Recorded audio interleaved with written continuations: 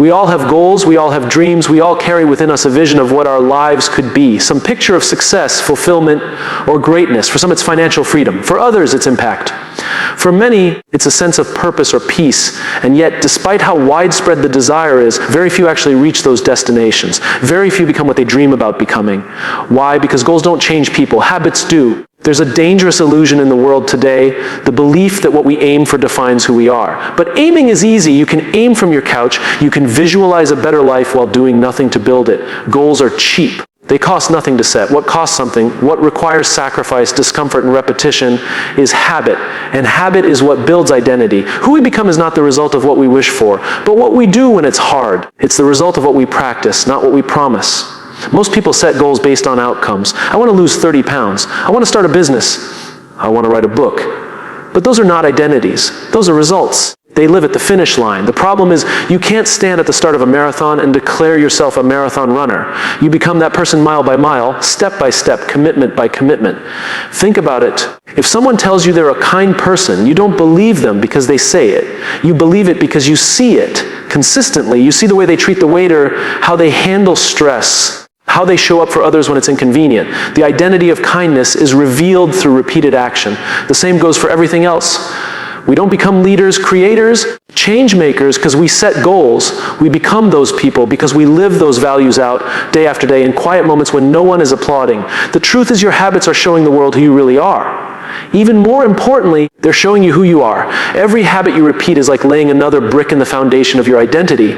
Each day you go to the gym, even for 20 minutes, you're casting a vote for the identity of someone who prioritizes health. Each time you choose to read a book instead of scroll aimlessly, you reinforce the story that you're someone who values growth.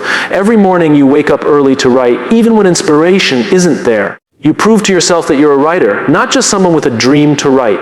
But the reverse is also true. Every time we hit snooze, we reinforce the idea that our comfort matters more than our commitment. Every time we say, I'll start tomorrow, we chip away at our trust in ourselves. It's not about guilt, it's about awareness. Because when we live unconsciously, we drift, not just in our schedules, but in our character. We slowly become someone we never intended to be. Not because we chose to be that person, but because we failed to choose who we wanted to become. The people we admire most, the ones who are deeply respected, not just successful, rarely became that way because of one big moment. They became that way because of how they showed up in small moments. It's not the TED Talk that makes the speaker great. It's the years of thinking, reflecting, failing, and refining in private. It's not the book that makes the author an author. It's the morning after morning at the desk, writing through doubt. We all love the highlight reel, but identity is formed in the rehearsal room, not under the spotlight. This is why change is hard, because if we want to become someone different, we can't just act differently once. We have to do it again and again and again. We have to let repetition build reinforcement. There is no hack for identity, only the slow compounding power of daily action. But here's the hope in all of this. You don't need to transform your entire life overnight. You just need to start living like the person you want to become in small, manageable ways today. If you want to be more courageous, you don't have to give a speech to 10,000 people. You just have to speak up in a meeting. If you want to be disciplined, you don't need to run a marathon tomorrow. You just need to wake up when you said you would. If you want to be a person who creates, start with 1 hour of undistracted work. Identity is not built in leaps. It's built in layers. The greatest trap is waiting to feel ready. Because here's the truth, identity doesn't precede, action precedes identity. You don't wait until you feel like a leader to start leading. You lead, and over time, you realize you become one. You don't wait until you feel like a disciplined person to act with discipline. You act with discipline, and the identity follows. We become by doing. There's a moment each day, sometimes many moments, when you're faced with a choice to do the thing or not, to stretch or scroll, to prepare or procrastinate. And each time, it's not just a decision about that task, it's a decision about who you are. That's the part we miss. Every small behavior is bigger than it seems, because it's not about what you're doing, it's about who you're becoming. So, if you want to know who you really are, stop asking yourself what your goals are. Start looking at your habits. And if you want to become someone better, stop trying to change everything at once. Start by changing what you do today, because what you do daily is what you become. We live in a world obsessed with big moments. We celebrate breakthroughs, viral wins, overnight success stories. We cheer for the person who just lost 50 pounds. Not the one who quietly showed up at the gym for the 187th time. We post pictures of graduation ceremonies, not the nights of studying self-doubt and discipline that made that moment possible. And slowly, whether we realize it or not, we begin to believe that greatness is a moment, that success is something you can earn in one bold move. But it isn't. Greatness is not intensity. Greatness is consistency. Anyone can work hard for a day. Anyone can be disciplined when they're motivated. But what defines us is who we are when the motivation fades. The question isn't, can you be amazing today? The question is, can you be consistent when it's boring, uncomfortable, or unseen? You see, intensity feels powerful. It gives us that dopamine hit, that rush of progress. It's the crash diet, the 4 a.m. workout, the weekend hustle. And yes, intense effort can create momentum. But intensity doesn't create transformation. That comes from consistency. The slow, steady, disciplined commitment to showing up even when we don't feel like it, especially when we don't feel like it. There's a reason most New Year's resolutions fail by February. It's not because people don't want to change. It's because they believe that a short burst of effort will undo years of neglect. But the truth is, real change requires a new identity. And new identities aren't created in explosions of energy. They're created in the small choices we make every single day. Imagine someone planting a seed. They water it once, a heavy downpour. And then they wait, hoping something magical will happen. It won't. That's intensity. Now imagine someone else who waters the same seed gently, but every single day, without fail. That's consistency, and eventually something will grow. Maybe not immediately, maybe not noticeably at first, but it will grow. Because life growth and transformation respond to patience, not pressure. It's the same with relationships. You don't build deep trust with someone by having one powerful conversation. You build it through repeated, honest, caring interactions showing up again and again. You don't fall in love because of one amazing date. You fall in love because of the texts that say, I'm thinking about you. The calls just to check in. The times someone makes your coffee exactly how you like it. Small, consistent acts of care. That's what builds connection. It's also how you lead. If you're in a position of leadership, your team doesn't follow you because you gave a great speech once or made a big decision once. They follow you because of how you treat them daily. Because of the way you show up when things go wrong. Because of how you handle pressure, not just when eyes are on you, but when no one's watching. Consistency builds trust, and trust is the currency of leadership. Even in creativity, consistency matters more than brilliance. Most people think the best arts are struck by sudden divine inspiration. But talk to any great writer, filmmaker, or designer, and they'll tell you the same thing. Their best work came not from waiting to feel inspired, but from sitting down at the desk every day and doing the work, even when it didn't feel good, even when it felt terrible. And over time, something remarkable emerged, not because of a single flash of genius, but because of disciplined persistence. What's most ironic is that the things we want most in life, confidence, discipline, strength, trust, don't come from occasional grand efforts. They come from showing up daily. Confidence doesn't come from winning once. It comes from knowing you've done the work repeatedly and you can handle what's ahead. Discipline doesn't come from forcing yourself through a brutal workout. It comes from proving to yourself over and over again that you can follow through. Strength is built not just in lifting heavy once, but in lifting often. Trust isn't built by making promises, it's built by keeping them repeatedly. Consistency isn't sexy, it's not exciting, it won't get a million likes, but it works, and it's honest, because it forces us to confront who we really are. Not who we say we are or who we hope to be, but who we're choosing to be day in and day out.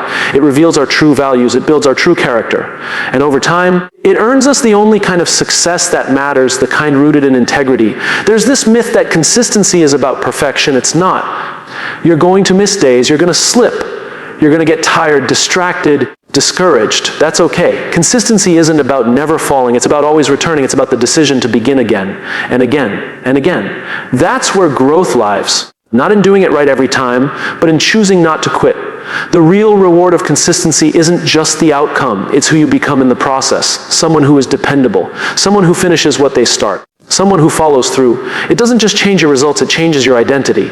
Because the person who shows up daily, regardless of how they feel, becomes someone others can count on, and more importantly, someone they themselves can count on. So stop chasing intensity. Stop trying to change your life in a weekend. Start by doing one thing today, and then do it again tomorrow. And the day after that, keep your promises to yourself, especially the small ones, because those are the ones that shape your future. Anyone can sprint. But life isn't a sprint. It's a marathon made of ordinary days. And the people who thrive are the ones who choose to show up ordinary day after ordinary day with an extraordinary commitment to stay the course. Consistency isn't the flash of lightning. It's the steady light of a lighthouse guiding you through storms day after day. Quiet, powerful, unshakable. And if you're wondering whether your daily effort really matters, just remember this: it's not what you do occasionally that changes your life. It's what you do consistently. Every day, whether you realize it or not, you're casting a vote. Not in a political sense, but in a personal one. You're voting for the kind of person you are becoming. The decisions you make, the small, often unnoticed choices, are shaping the direction of your life. We often talk about the future like it's something waiting for us down the road, as if it suddenly appears one day and announces itself. But that's not how the future works. The future doesn't arrive fully formed. It's constructed brick by what you choose to do right now. The truth is, we are all in the process of becoming. The question is not if you're becoming someone, but who you're becoming through your patterns, behaviors, and habits. Every decision is a signal, a reinforcement, a thread being added to the fabric of your character. You are shaping yourself, intentionally or not, by what you say yes to, what you tolerate, what you avoid, and what you prioritize. The challenge is that most of these choices feel small, even insignificant, and that's where we get it wrong, because we tend to overestimate the power of big decisions and underestimate the power of the little ones we make on repeat.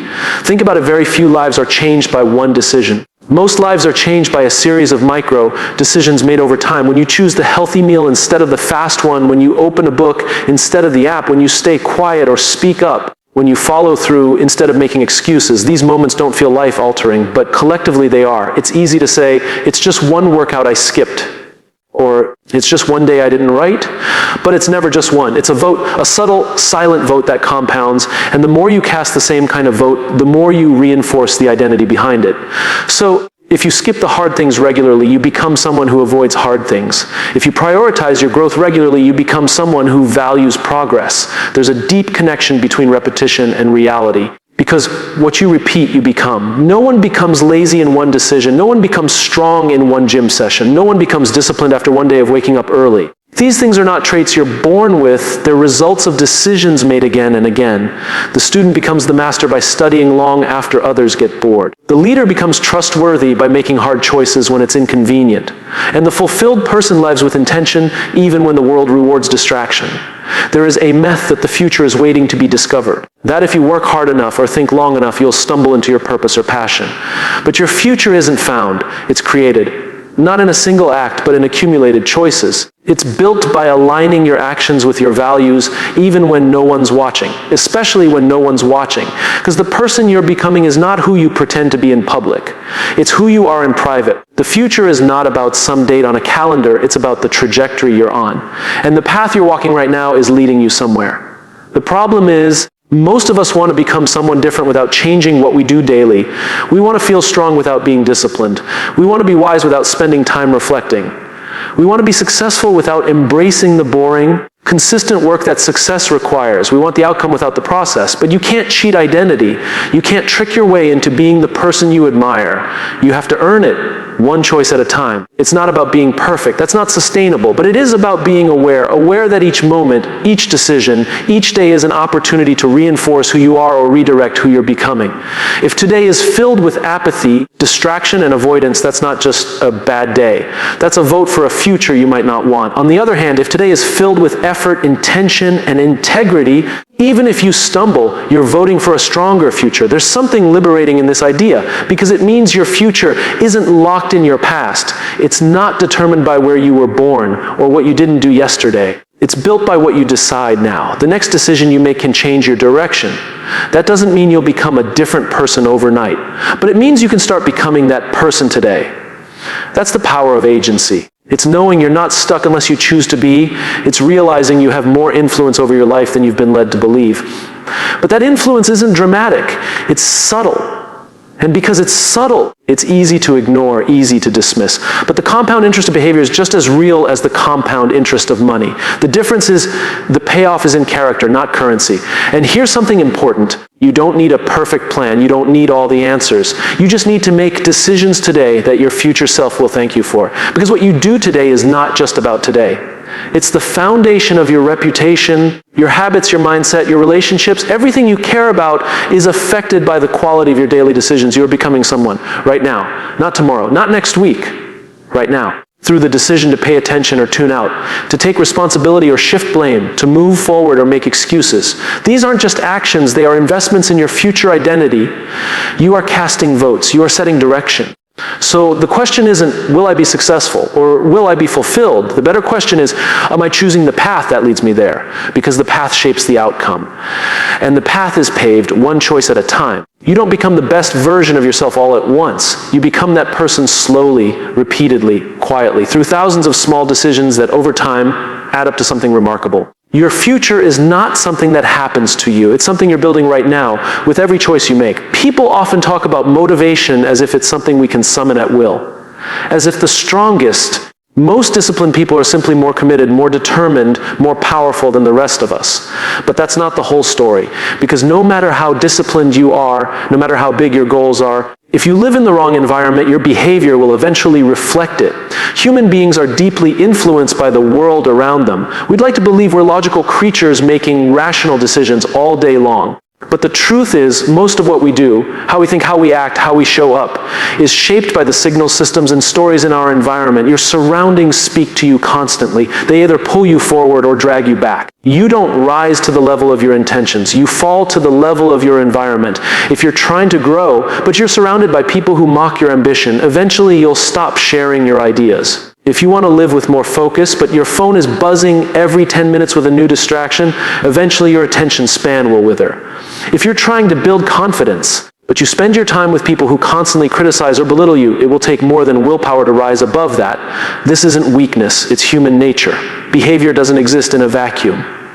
It happens in context. It's triggered, shaped, and reinforced by what's around us. So if we want to change behavior, we can't just try harder. We have to look around and ask ourselves, what are the conditions I've planted myself in? And are they helping me grow or keeping me small? The most successful people, the ones who lead, create, build, and sustain impact over time, don't rely on sheer force of will every day. What they do differently is they take their environment seriously. They don't just set goals, they build systems. They don't just say they want to focus, they create space for focus. They don't just hope for growth. They plant themselves in places that nurture it. That starts with people. Because few things shape our behavior more than the company we keep. You've probably heard the phrase, you are the average of the 5 people you spend the most time with. But that's not just a catchy quote. It's a reflection of how social we are as creatures. We take cues from others constantly. How they talk, how they think, what they value. If you surround yourself with people who make excuses, you'll find more excuses. If you surround yourself with people who push themselves, reflect deeply, and act with integrity, that becomes your standard too. It's not about judgment, it's about alignment. The people in your life don't have to be perfect, but they should reflect the values you aspire to live by. If you want to be more courageous, spend time with people who take risks. If you want to be more grounded, spend time with people who listen more than they speak. If you want to be someone who leads with purpose, then stand beside people who talk about purpose more than profit. But it's not just people. Your physical environment matters too. If your desk is cluttered with distractions, your mind will mirror it. If your space is filled with chaos, you'll struggle to find clarity. If your schedule is jammed with obligations you don't believe in, your energy will scatter.